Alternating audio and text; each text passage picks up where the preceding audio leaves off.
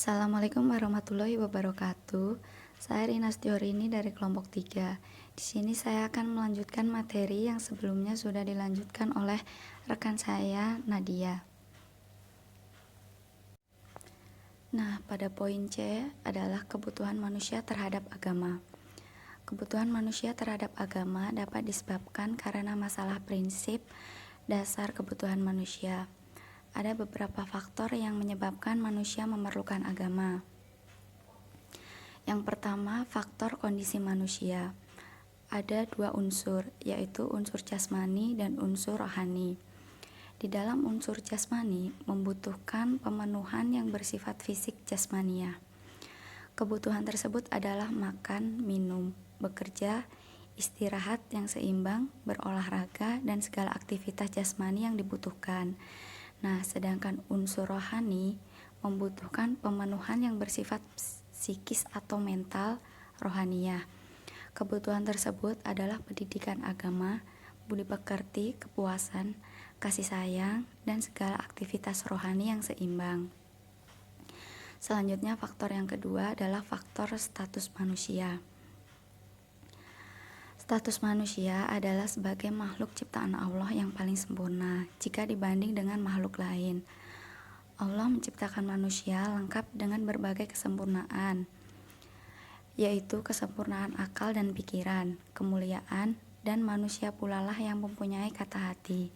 Sehingga dalam kelengkapan itu Allah menempatkan mereka pada permukaan yang paling atas dalam garis horizontal sesama makhluk. Dengan akalnya, manusia mengakui adanya Allah. Dengan hati nuraninya, manusia menyadari bahwa dirinya tidak terlepas dari pengawasan dan ketentuan Allah.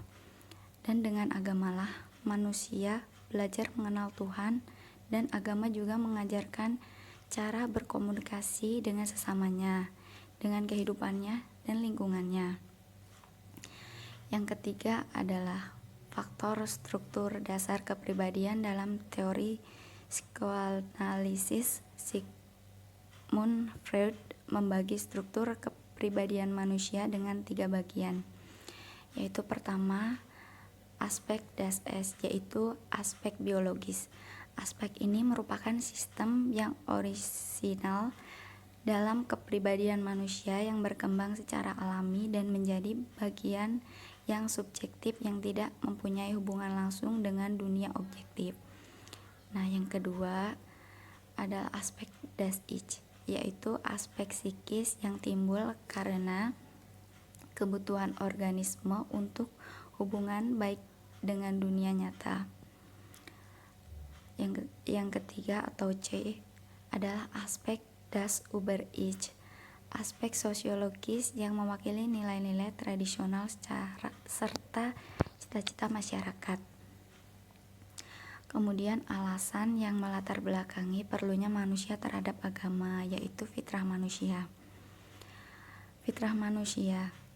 Kenyataan manusia memiliki fitrah keagamaan dijelaskan dalam ajaran Islam bahwa agama adalah kebutuhan fitri manusia.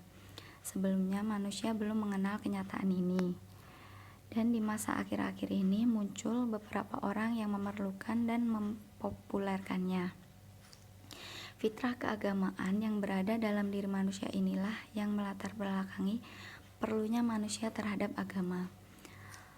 Oleh karenanya, ketika datang wahyu Tuhan yang menyeru manusia agar beragama, maka seruan itu memang amat sejalan dengan fitrah manusia itu.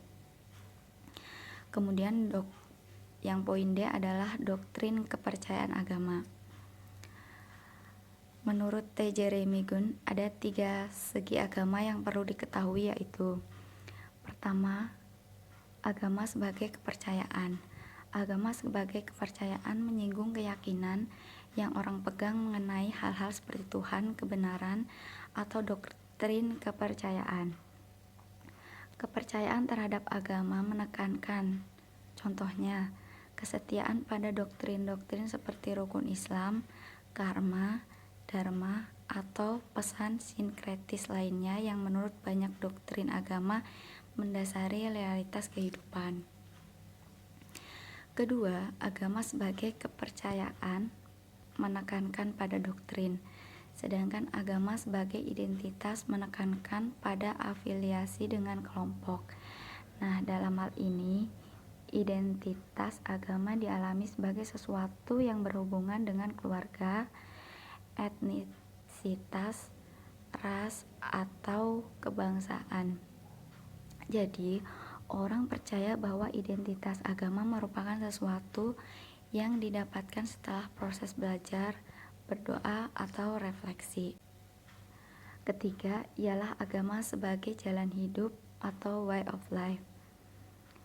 Dalam segi ini, agama berhubungan dengan tindakan, ritual, kebiasaan, dan tradisi yang membedakan umatnya dari pemeluk agama lain. Contohnya, agama sebagai jalan hidup bisa mendorong orang untuk hidup di biara atau komunitas keagamaan atau melakukan banyak ritual, termasuk sholat 5 waktu, mengharamkan daging babi, dan lain sebagainya. Dalam segi ini, keimanan berusaha tetap dipegang, bahkan perlu untuk diimplementasikan. Kesimpulan, agama suatu kepercayaan, keyakinan kepada yang mutlak, yang dimana keyakinan tersebut dianggap yang paling benar. Fungsi agama yaitu sebagai pustaka kebenaran, di mana agama diibaratkan sebagai suatu gedung perpustakaan kebenaran agama, memberikan kedamaian, ketenangan, pedoman-pedoman, dan juga menjelaskan tentang kehidupan di dunia dan akhirat.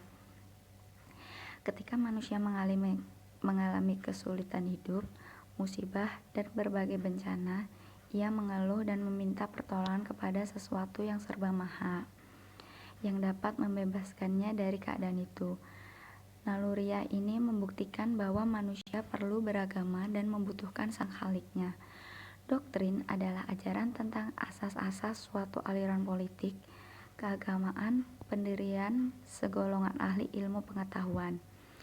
Doktrin agama merupakan prinsip utama yang harus dijunjung oleh semua umat agama tersebut masing-masing.